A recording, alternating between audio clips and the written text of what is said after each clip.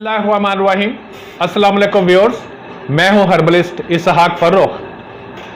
आज वीडियो तो मैंने बनानी थी गैस्ट्रिक अल्सर पर, क्योंकि मैंने पहले बता दिया था गैस्ट्रिक अल्सर, पेप्टिक अल्सर, इंशाल्लाह इसका मैं पूरा ट्रीटमेंट बताऊंगा।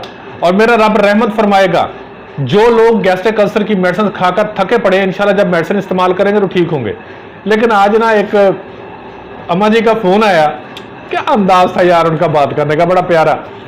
बस वो बात हुई है ना, जब तो पूछा कि जी अम्मा जी, तो उनका बड़ा अंदाज था, बड़ा जबरदस्त कि वे पुत मेरे तो दांदी सारे मुंह च निकल गए, तेरे पे तो होने का की बहुत प्यारा अंदाज था।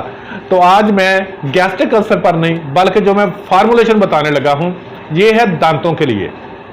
दांत सफेद होना कुछ वो तो आपका डिपेंड करता है कि कितना ब्रश करते हैं, कितना साफ करते हैं, वो कुछ मजबूत होना सबसे बड़ी बात है, जो मैं फार्मूलेशन बताने लगा हूं। इसके साथ ये नहीं कि आपके दांत मोतियों की तरह हो जाएंगे तो फलां हो जाएंगे, भाई इसके साथ भी होंगे, ठीक है, लेकिन ठंडा गर्म लगना बंद हो जाएगा। दांत अम्मा जी जो आप कह रहे थे ना कि हिल के निकल रहे हैं, दांत हिलेंगे नहीं इंशाल्लाह, दांत मजबूत हो जाएंगे आपके। दांत जो है वो हिल के निकलता है, वो भी मजबूत हो जाएगा अगर मसूड़े ऊपर को जाते जा रहे हैं, क्योंकि दांत होता है नीचे, यहां से मसूड़ा ऊपर को जाता जा रहा होता है, ऊपर जाता है दांत, उसके बाद कमजोर हो जाता है। ये फार्मूलेशन उसके लिए बहुत ज्यादा अच्छी है। मुंह में से बदबू आती है, अगर आपने मैदा ठीक कर लिया तो मुंह की बदबू इंशाल्लाह खत्म हो जाएगी। कोई भी चीज अगर गर्म खाते हैं तब दर्द अगर ऊपर, क्योंकि ऊपर जो दांत का इनेमल होता है, दांत है ना, जैसे ये नाखन है, नाखन के ऊपर एक लेयर है, ठीक है जी, जब ये उतर जाती है ना तो इंसान को बहुत ज्यादा दर्द होती है। दांत के भी ऐसे ही होता है कि सबसे मजबूत तरीन हड्डी जो होती है वो इनेमल ही होता है, जो दांत के ऊपर होता है। लेकिन जब हम मैदा खराब रहता है, रात के टाइम पर सोना है तो मीठा दूध पी लिया, रात के टाइम पर सोना है तो ब्रश नहीं किया, क्योंकि हमारी रूटीन मुख्तलिफ है। हम क्या करते हैं, सुबह को ब्रश करते हैं, रात को सोते हुए ब्रश नहीं करते। हालांकि ब्रश करने का टाइम जो होता है वो रात को सोते हुए होता है, कि सोने से पहले ब्रश करें, क्योंकि जब आपने सोना है तो 5-6 घंटे तो अमूमी बंदा सोता है और 6 घंटे मुंह बंद रहता है। अगर आपने कोई चीज मीठी खाई हुई है तो बस फिर मुंह के अंदर वही बनना, तो सारा तेजाबियत बनती है, एसिड बनता है, लंबी बात है, खैर वो क्या बनता है, लेकिन यह है कि वो आपके इनेमल को कमजोर कर देता है। इसलिए रात को सोने से पहले ब्रश किया करें, सुबह को उठें, कुल्ली करें, आप नाश्ता करें, नाश्ता करने के बाद ब्रश करें और उसके बाद अपनी फील्ड में निकल जाएं, जो भी काम करने, जो घर के काम करने, ठीक है माँ जी। अच्छा, अब यह है कि आप इस फार्मूलेशन को इस्तेमाल करें, बना के रख लें इसको, जब भी आपने इस्तेमाल करना, ब्रश करते हैं, कुछ भी करते हैं, वो कर लें, उसके मैं मना नहीं करता, लेकिन ये आपने उंगली से लगाकर अपने दांतों के ऊपर जरूर मारना है और आहिस्ता इसको रगड़ना नहीं है, यूं करके पता लगे आपके मसूड़े चिले पड़े हैं, ठीक है ना। आहिस्ता आहिस्ता दांतों के ऊपर अंदर बाहर जरूर लगाएं, और कम से कम इसको मुंह के अंदर, ये नहीं कि अभी लगाई कुल्ली की साफ, ऐसा नहीं करना, 2 मिनट तक मुंह में रहने दें। पानी जो आता है ना उसको ऐसे करें ताकि दांतों के दरमियान में, आसपास हर जगह पर वो पानी लगे, और फिर उसके बाद नॉर्मल सादा पानी से कुल्ली कर दें ताकि इसका असर मुंह में रहे। उसका साथ क्या फायदा होगा कि जो आपका इनेमल कमजोर हो चुका हुआ है, ये इनेमल दोबारा बना देगी, ठंडा गर्म लगना खत्म हो जाएगा, मसूड़े जो हैं उनको मजबूत कर देगी, मसूड़े सूजे हुए हैं उनकी सूजन को खत्म कर देगी, मसूड़ों के अंदर इन्फेक्शन है उस इन्फेक्शन को खत्म कर देगी। अगर आपको बहुत सी जुबान, मुंह हर वक्त पक्का रहता है, वो कुछ है, मैदे को सही कर ले, साथ ये इस्तेमाल करें, इंशाल्लाह बहुत फायदा होगा।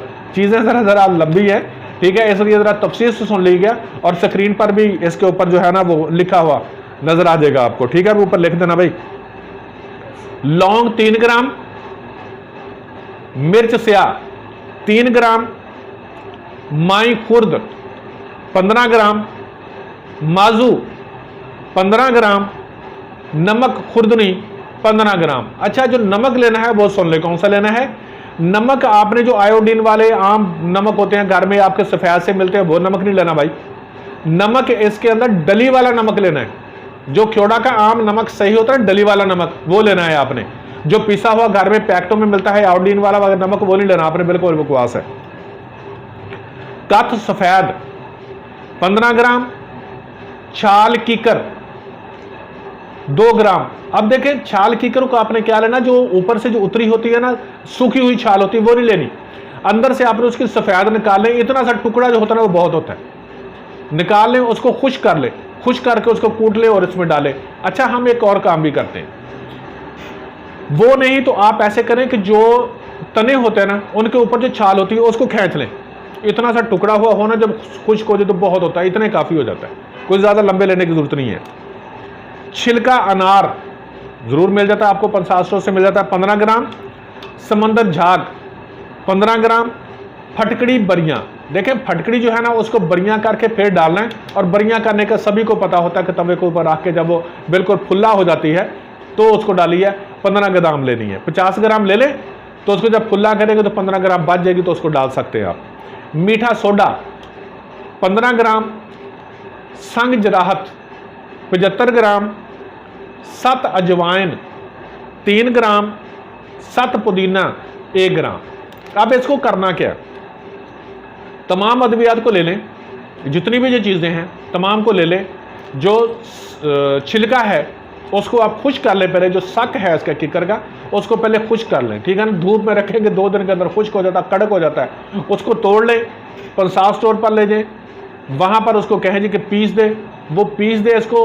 तो घर में ला के, अब घर में ला के आपने क्या करना, घर में ला के जो मसाला पीसने वाली आपके पास होती है ना छोटी मशीन, उसके अंदर थोड़ा थोड़ा डाल के उसको बारीक और कर लें, और कपड़े से छलनी कर दें, ठीक है।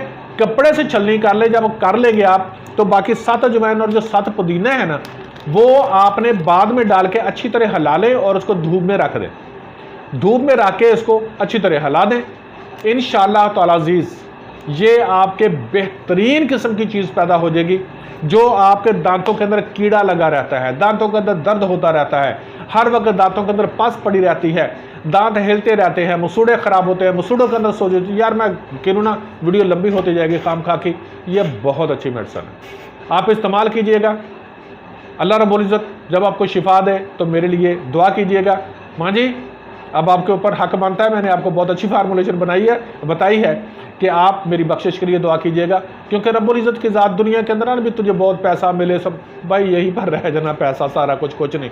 सबसे बड़ी दुआ यही है कि रब्बुल इज़्ज़त तुझे आखिरत में बहुत बड़ा अजर दे, क्योंकि यही इंसान के लिए और मुसलमानों के लिए हमारे यही होता है। अल्लाह रब्बुल इज़्ज़त हम तमाम इंसानों पर रहमत फरमाए, और मेरी दुआ है खुदाए बुजुर्ग बरकत से कि अल्लाह रब्बुल इज़्ज़त तमाम की बख्शिश फरमाए। अल्लाह हाफ़िज़।